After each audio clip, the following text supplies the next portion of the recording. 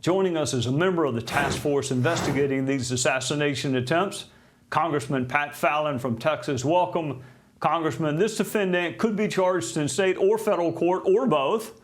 Congress, of course, cannot prosecute anyone. So will your investigation go on or be temporarily paused while the prosecutions go forward? How will you do your job without interfering with the prosecutors who are trying to do theirs?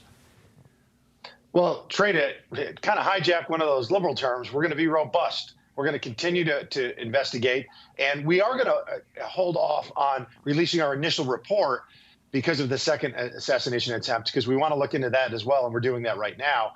We were told on Friday, we had a briefing with the Secret Service, and they said that the president's protection is comparable, but not equal to what Joe Biden gets. And that's not what Robert Rowe was, it wasn't the song that he was singing, acting director Rowe.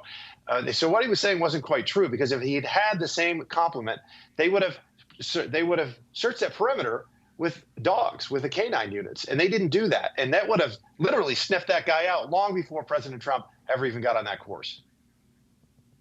Is there any explanation for why a former president who is the nominee of a major party to be president again would have a less robust security profile than a current president or a current vice president? See, there you go again, Trey Gowdy, making sense. Of course he should. He's arguably the most famous person in the world. He was the former president. He's the leading candidate to be the next president.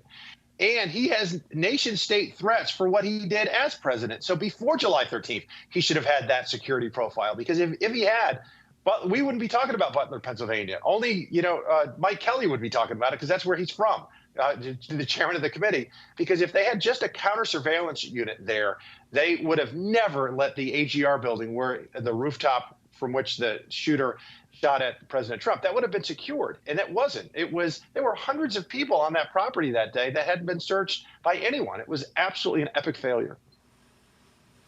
All right, Gabby Giffords was shot, Stevie Scalise was shot. There were moments, brief moments of unity. They lasted a little while and then they dissipated.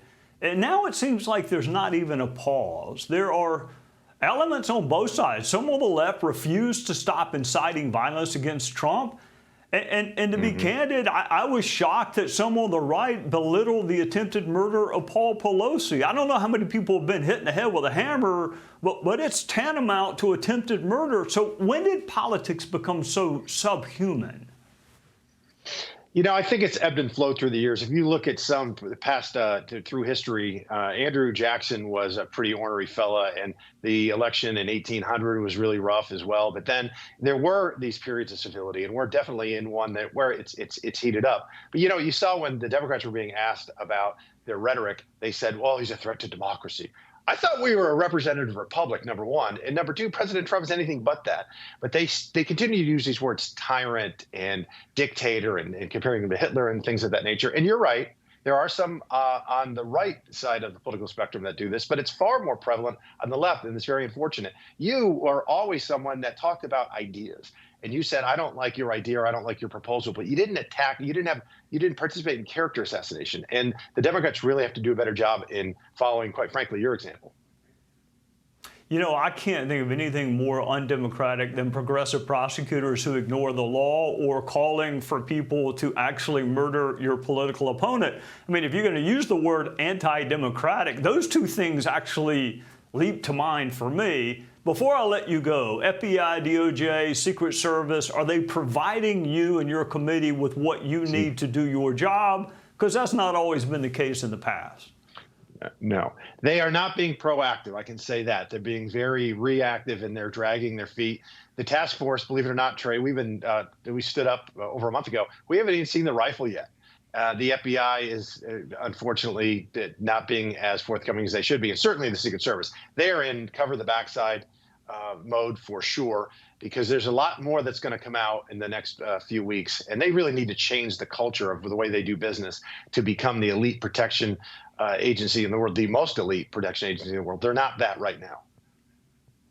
Yeah, speaking of protection, I hate to say this, but my experience was their number one job was to protect their own reputation.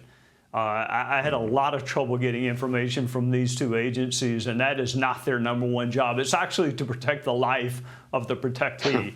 Pat Fallon from the great state of Texas, thank you for joining us on a Sunday night.